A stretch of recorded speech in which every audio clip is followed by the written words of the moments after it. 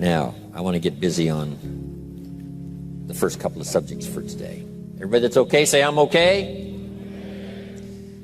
Here's the first subject that I've found so interesting. I want to share it with you. Then I want to talk about personal development, the subject that I started listening to age 25 that revolutionized my whole life, from my mentor, Mr. Earl Schoaf. Here's an interesting subject. Just jot it down now. It's called enlightened self-interest. Enlightened self-interest.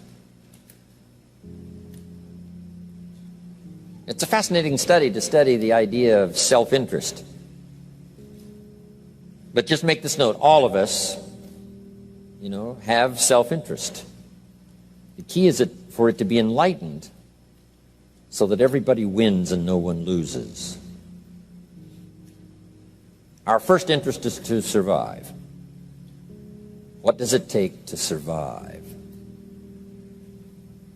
Our second interest is to succeed. What does it take to succeed? What does it take for me personally to survive and to succeed? Can I legitimately be interested enough in the things that help me both succeed and survive? And here's what I discovered. The answer is yes. It's possible to exercise self-interest, but to do it in such a way that no one loses, everyone benefits. Key phrase. Life was not designed to give us what we need. Life was designed to give us what we deserve. We do not reap a harvest in the fall because we need it. We reap a harvest in the fall because we deserve it. Not necessarily from a moral standpoint. Of course, there are some moral laws as well, spiritual and moral laws. But just the basic laws that simply say if you wish to reap, you must plant. So jot this down. Reaping is reserved for the planters. And the reason they reap is because they deserve it. They're the planters. They deserve to reap. Interesting Bible phrase that says, if you keep knocking, you'll find open doors. Good phrase to jot down. If you keep knocking, you'll find open doors. Doors of opportunity. Doors of a chance to meet someone. Doors open for association. Doors open to find someone special. Doors open to find a unique business colleague. If you keep knocking, the phrase says, doors of opportunity are open to those who continually knock. So we don't find open doors of opportunity because we need them. We find them because we deserve them. Only those who knock deserve to find an open door. But the promise is, if you continually knock, you'll find doors of opportunity. It says, if you search, you will find. So make the note, it's good. Finding is reserved for the searchers because they deserve it. Now, at first they may have needed it, but they now know that just needing it is not sufficient. But if they need it, now they must qualify for it. The reason why you're going to be blessed with good ideas this weekend is because you've come searching. You've gotten on an airplane to come searching. Got in your automobile to come searching. You got here searching. Now you're ready to receive. And for those who search, they will find answers. They will find plans, imagination to stir yourself into action for future benefit. So if you search, to find a good idea, you must go looking, go searching. You've got to go to church. You've got to go to class. You've got to go to the seminar. You've got to go to the library. You've got to go to the books if you wish to find. Rarely does a good idea interrupt you. Rarely. But if you will search, you will find. So we get not what we need, but we get what we deserve. It says if you ask, someone has an answer. If you keep asking, the answers belong to you, because by virtue of asking, you have qualified. So we don't get what we need, we get what we deserve. The mother on welfare should be taught in some small manner that hopefully she can begin deserving the welfare check. Not getting it because she needs it, but now starting to get it because she deserves it. If the welfare worker says to Mary, Mary, I brought a bucket of paint and a paintbrush, and the next time I come, if the door is painted and the fence here in front is painted, I give you the check for $450. Not that painting the door and painting the fence is worth $450. It's not worth that much, but it is the beginning of the process. So make that note. I want to begin the process of deserving. What would that be? What process should I begin engaging in to deserve good health, to deserve a good relationship, to deserve prosperity, to deserve an enterprise, to deserve the opportunity to build a city? What must I do to begin the process of deserving? So now the welfare worker comes back and the door is painted and the fence is painted, and now Mary gets the $450 to help take care of her children, not because she needs it, but because she's beginning to deserve it. Then the welfare worker thinks of some other project. She said, Mary, if these weeds are gone and this little garden is cultivated, when I come back, now that the door is painted and the fence is painted, if the weeds are gone and this little garden is cultivated, you get the $450. And step by step, a new life is emerging, learning the process of deserving it, not just needing. We teach our children at home, right? Child says, I need $10. So that language doesn't work here. There's plenty of money here, and the vaults are full. But to say I need $10 is not how you open the vault. So the child says what? Wow, how can I get that $10 that I need? So here's what they learn to say. How could I earn $10? Now the vault opens up. Now the money starts to flow. How could I earn $10? What could I do to earn the money? Not to get the money because you need it. Maybe you need the money. That's, all of us have needs. But here the key is to figure out how to open the vault, how to open the bank, how to open this unbelievable flow of resources to come our way. And here's the key: to deserve it, not to need it. You can't walk out to the field and say to the field, I need a crop. Here's what the field says. Here's what the ground says. Who is this clown that brings me his need but brings me no seed?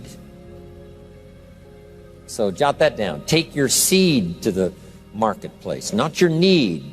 Don't disclose your need to the marketplace, only your willingness. We'll talk about that a little later today. Because the marketplace is not interested in your need, but they are interested in your seed. They're interested in your willingness to work. They're interested in your disciplines. They're interested in your eagerness. They're interested in your vitality and your work ethic. That's what the marketplace is interested in. Not your need, but your seed.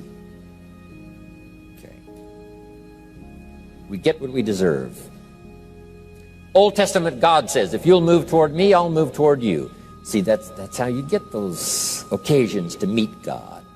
You must make the move. God could say, you don't move, I don't move.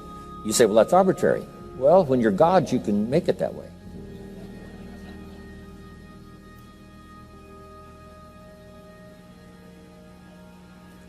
So, the law says if you wish to receive, now let's talk about enlightened self-interest. If you wish to receive, and we would call the wish to receive self-interest. But if it's enlightened self-interest, here's what it says. I understand that in order to receive, I must give. Receiving is reserved for those who give. Receiving is not reserved for those who need it. It's reserved for those who deserve it. We deserve the receiving by giving. In fact, there's an extraordinary phrase in this little context, and here's what it says. It's better to give than it is to receive. Now, the uneducated person would find that difficult to ponder. Why would it be better to give than it is to receive? So let me give you one of the better phrases for the day. Here it is. Giving starts the receiving process. So of course it's better to give than it is to receive.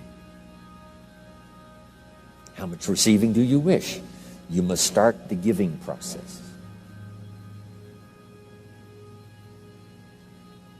For me to receive my additional fortunes for the future, not necessarily for the money, because I don't need the money. I take the money, but I don't need the money. But here's what I do need. For someone to say, a year from now, 5 years from now, Mr. Rohn, that seminar helped to change my life. And for whatever reason, I was brought here to this place for this time. And later someone says that. See, to receive that kind of thanks, it's unbelievable. Here's what you cannot buy. That kind of thanks. You can't buy it with money. You have to earn it.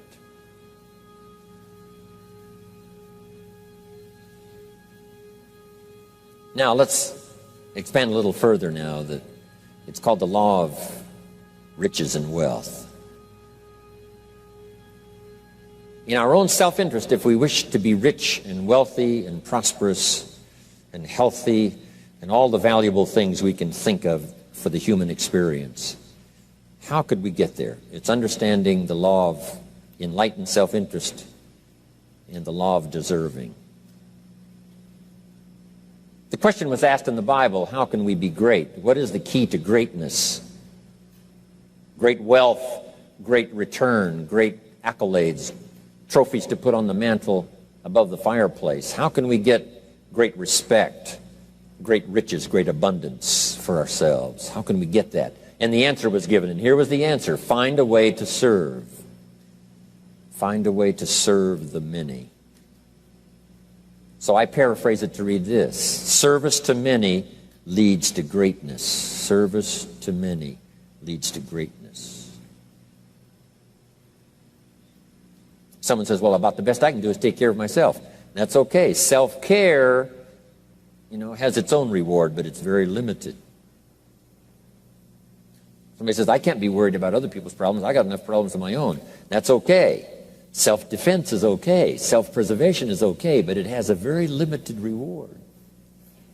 If you wish to change that into abundance and prosperity and uniqueness, then here's what you must do. Help solve other people's problems.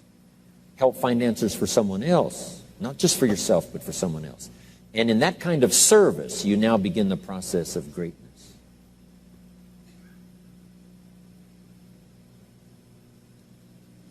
Someone asked the question, how can I be ruler over many? How could I manage a lot of people? How could I be the leader of a vast movement or enterprise? Here was the answer. Nothing wrong with that wish. We call that self-interest of the highest kind. Wishing to be the manager, the ruler, wishing to be presiding over many people. Here was the answer. Be faithful when the amounts are small. Be faithful when there's just a few. Be disciplined when there's only a few. That starts to entitle you to someday be ruler over many. You say, well, if I had a big organization, I'd really run it with a strong hand and I'd be a fabulous leader. But I've only got a few and I don't know where they are. See, that's not going to work. If you wish to preside over riches, you must start when the amounts are small. Someone says, oh, if I had a fortune, I'd really take good care of it, but I've only got a paycheck, I don't know where it goes. See, not knowing where it goes disqualifies you now for presiding over the fortune. We've all heard that, right? I don't know where it all goes. Did you ever hear that expression? Oh, we'd love to have you run the company. You don't know where it all goes. Somebody says, it just gets away from me. Oh, we'd love to have you run the world, right? It just gets away from you. Somebody says it's only pennies and it's only a few. Here's where you begin to qualify for abundance and riches and greatness and respect, is to be disciplined when the amounts are small. Someone finds it unique, right, that this many people would come and hear what I've got to say for a whole weekend, but this is not where I started. I started with just a few. But I was so on fire with the few, trying to translate for them in my awkward ways back then. What had happened to me? My life got changed, my income got changed, my health got changed, everything got changed for the better. And now I've lived the most extraordinary life. But it started with my passion for just a few, to translate for just the few. Someone says, well, there's just a few here. You know, does this meeting matter when there's only a few? And the answer is yes. Jot this down. You never know who's in the audience, whether it's a few or 1,000 or whatever. But you got to be faithful when there's just a few. Tell your story when there's just a few. Be just as passionate about ideas that can change someone's life when there's just a few. Now you begin. You're not fully qualified, but you begin the qualification to someday speak to many. Someday preside over a vast crowd. Someday be the manager or the leader of millions. It starts in those early days to deserve it. Now, jot this down. Also give yourself a chance to change. Some things I held on to that I thought this was it. I'm telling you, after a while I gave it up, found out it wasn't it. So give yourself a chance to change. Refine your philosophy. Refine your direction. If you'll give yourself a chance to do that, here's what will happen down the road a ways. A new door will open that you haven't discovered before. Give yourself a chance to change. Reevaluate.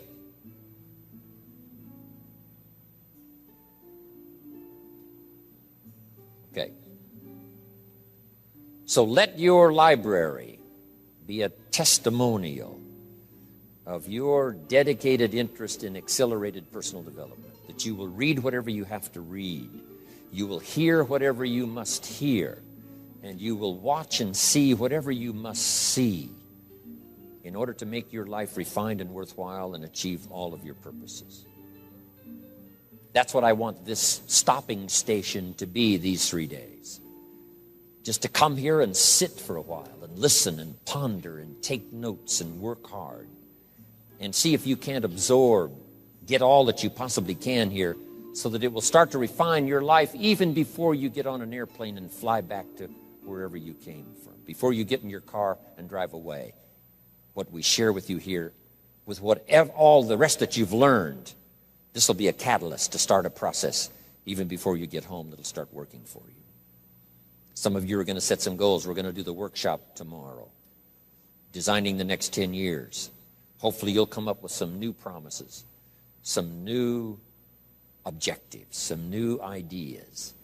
And by the time we're finished here, these 2-3 days, I'm telling you, you'll see yourself able to accomplish 2 times, 3 times, 5 times more than you ever thought was possible, which will make this cost of this seminar a small price to pay.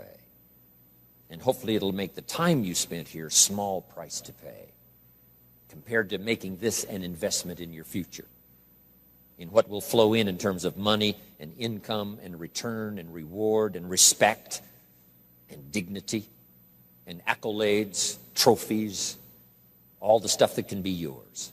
A marriage that lasts forever, a friendship that nourishes you forever, things that you'll find that you'll keep and treasure for a lifetime. Hopefully this is one of those weekends. It takes a lot of effort to learn. It takes a lot of effort to grow. It takes a lot of effort to decide and debate. But jot this down. It's all worth the price. Whatever stimulates you to think, whatever stimulates you to wonder, whatever stimulates you to react or even to debate, even if you hear something you say, well, that's not right, see, that's still valuable. It means you're awake. It means you're alert. It means you're alive. It means your mind is ready to take on something, whether it's agreeable or not agreeable. Something right, something wrong. Who cares what it is? We've got to listen to a variety of voices. And some are going to come from the left and some are going to come from the right. And some are going to come from mysterious sources. And some will try to entice you with all kinds of stuff. But that's okay. Just so you're alive and alert and awake, ready to process anything that comes your way. Take the best of it and make it beneficial for you, so that tomorrow you walk with a stronger step. Next month you see a clearer vision. And a month from now, the purpose for your life is multiplied by 2, 3, 5. That's what I want to create here. So, now to hurry and get through, because we have so many subjects to cover, let's cover now some other things under personal development. Here's one that's important as you read and as you listen and as you study and as you grow and as you take notes and as you fill up your journal. and then try to work on the ideas to make yourself valuable in the marketplace. Here's something to remember under personal development, some things I had to learn. First, steps to success. First of all, you need good ideas. Just decide right now you're going to accelerate your plan for collecting good ideas. Ideas for your life, ideas for your health, ideas for your marriage, your relationships. Ideas that stimulate. One idea sometimes leads to the next, needs to the next. And the 4 or 5 ideas in the future that really thrust acceleration into your life, you couldn't have gotten unless you went through the first one and the second one and the third one. Next, you need good plans. So we're going to talk about time management and game plans tomorrow. You need a good health plan. Traveling around the world, you can imagine the kind of health plan I have to have. If I didn't have a superb, extreme, got to underline the word extreme, if I didn't have a superb, extreme health plan, do you think I could travel all over the world? People look at my calendar and say, impossible. I'm the only one that can do it. Everyone else is too young. Incredible. But I've got to be extremely healthy. I can't let up at all in terms of diet and nutrition, exercise, all that stuff in order to stay healthy. So a good health plan, a good family plan. Here's a good one, a good marriage plan. Some people just go along married with their fingers crossed. You've got to have a better plan than that. Some are whistling in the dark, hoping everything will work out. Not a good plan. You need a good plan for how to use the day. We'll talk about that tomorrow. Best kept secret of the rich, how to use your time. A good plan to meet the right people over the right amount of time to stimulate your life. You need a game plan for lifestyle. We'll talk about that later. So to succeed, we need good ideas and good plans. Here's the next. We have to learn to handle the passing of time. Because all of this takes time to learn, to grow, to change. Getting through the seasons takes time. The spring has a certain amount of time. The summer has time. The harvest has time. The winter has time. Learning to handle the passing of time. Jot this down if you're involved in business. You've got to give your project time. You've got to give your people time. Give people a chance to learn, chance to grow, chance to change. One of the great requirements, especially in such an industrialized, busy, mad, dashing society, and that is to have people patience. First, we exercise it with our children and our family. Getting people to work together, got to have patience, even with your family. If you're involved with independent people, it's a challenge. It's like herding cats, trying to get them to work together. Herding sheep is easy. They very quickly get going the same direction. But try herding cats. It's like your children. Different ages and different personalities and different opinions. To get the family all going the same direction, kind of working together to make things work, I'm telling you, it is a challenge. But if you'll have some patience, you can do it. Now, here's the big one, to have patience with yourself. Give yourself time to learn. Give yourself time to understand good ideas. Give yourself time to make changes and then grow into those changes. Give yourself time to refine your personality to fit the business, whatever business you're engaged in. In some you may have to speak up a little stronger, in some you may have to calm down just a little bit more. Just learn to refine your personality and your temperament to suit. All of us can do that, but it takes time. Have patience with yourself. We had to do that from the beginning. Learning to tie the shoestrings of your shoes. If you tried a couple of times and says, I'll never learn this, it's over. Say, no, you can't go through life with your shoes untied. Come on. Some people, maybe it happens for them a little quicker than others. Some people get the hang of it almost overnight. Someone else, it takes a little longer. If it takes you a little longer, have patience with yourself. Because patience has its own reward. Patience is a virtue of the extraordinary kind.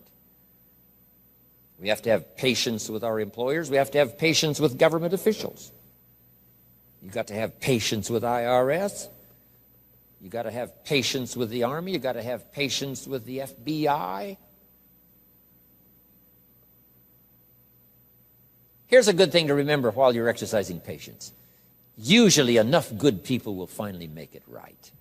You just got to jot that down. Usually enough good people will finally make it right. Not everyone in the community is going to toe the line and do the moral thing. But let me tell you what, most will.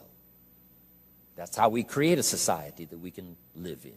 Most will. Every teenager will not obey all the rules and regulations and live a model life. Not everyone will, but jot this down. Most will. Enough will.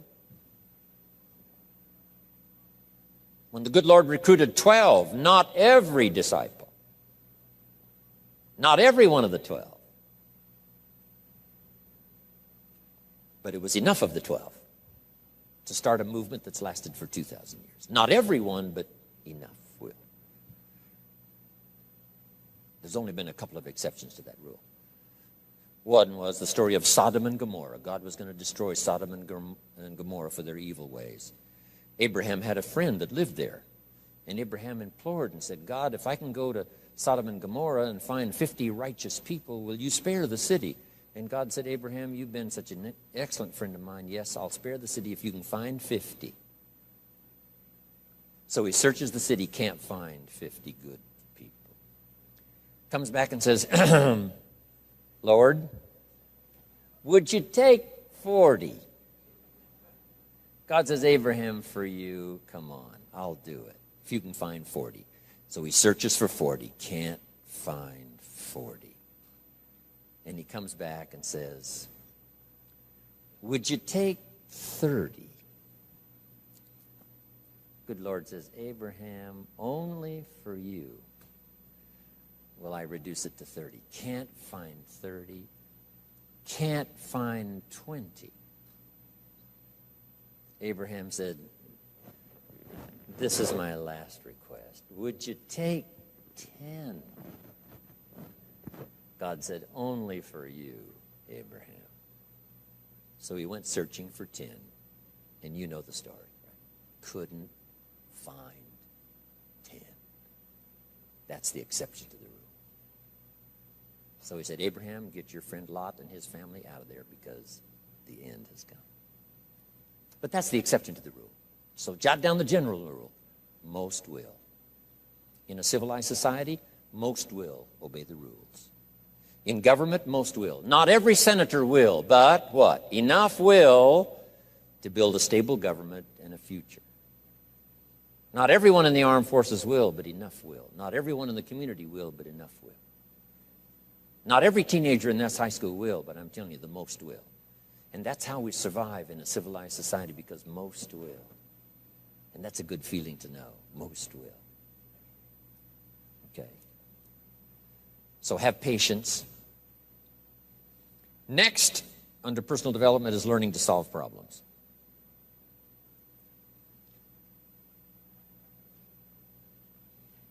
By the way, having patience with the seasons takes time to develop the crop. You can't plant the seed, dig around it in a few days saying, where is it, where is it? And you can't really help. All you can do is nourish. Some people plant in the spring, leave in the summer. Just haven't got the patience to last. So next comes solving problems. Business problems, family problems, personal problems, financial problems, emotional problems. There's all kinds. Here's a good idea I found in solving problems. Every once in a while you've got to, I haven't got it here, but I can just describe it for you. Take a piece of paper, put a line down the center of the paper, and on the left side describe the problem. So just jot that down. A piece of paper in half, on the left side describe the problem.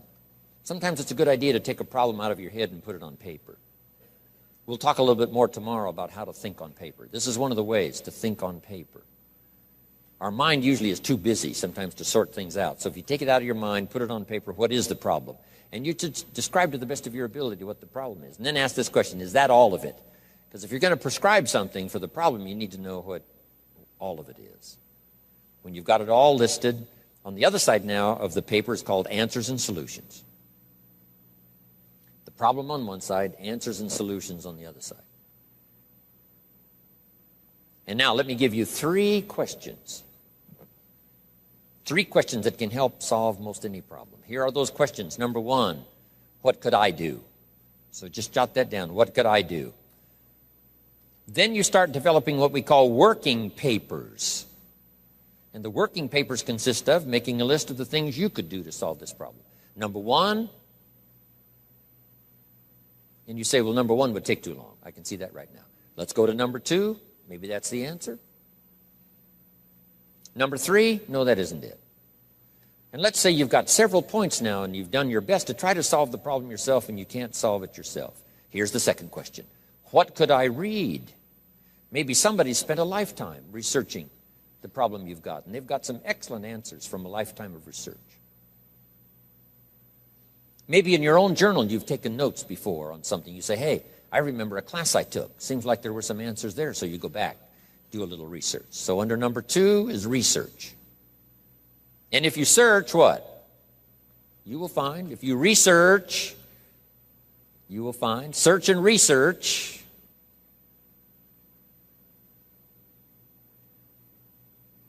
Now, research as soon as possible, because if the problem is severe, you don't want to wait till too late. My friend Kenny comes to me and says, he just lost a beautiful lady, fabulous lady. They got a divorce. She was really something. Then after his divorce, he comes to me and says, you know, it's over. But he says, you know, something strange. He said, I found a book in my own library that I think would have saved my marriage if I had read it before my divorce. And it was a book entitled How to Live with Another Person. He said, I should have read that book a long time ago. He finally read it, but it was a little late. It's like reading a book on nutrition after you've had a heart attack, right? I mean, that's good. That is good. But gosh, it's so much better to read it before. Spare yourself the agony and the lost time and maybe the loss of your life.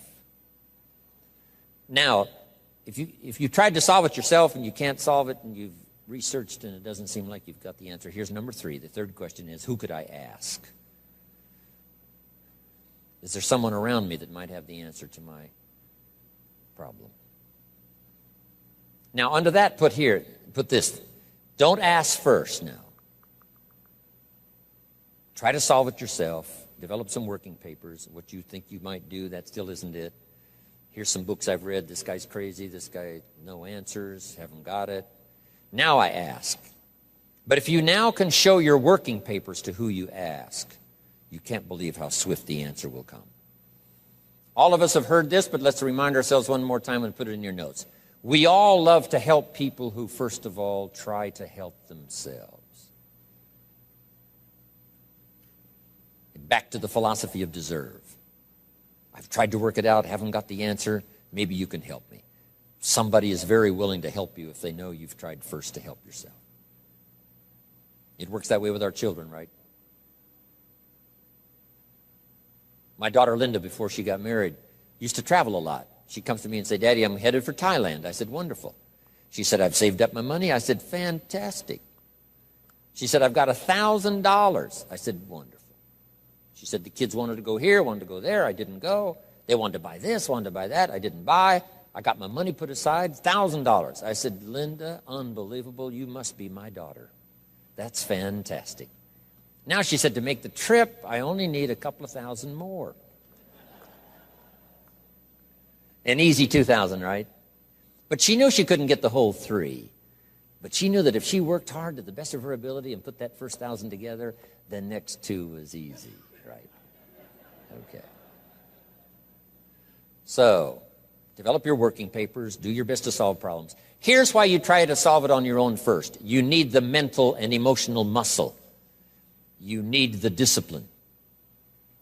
If you just quickly go to the answer, somebody that's got it, now you're not developing the muscle. You're not developing the discipline to solve your own problems, because there may come a day when there's no one else to ask. So you need the rhythm of learning, the rhythm of trying, the rhythm of seeing if you can do it first to build the emotional, mental muscle.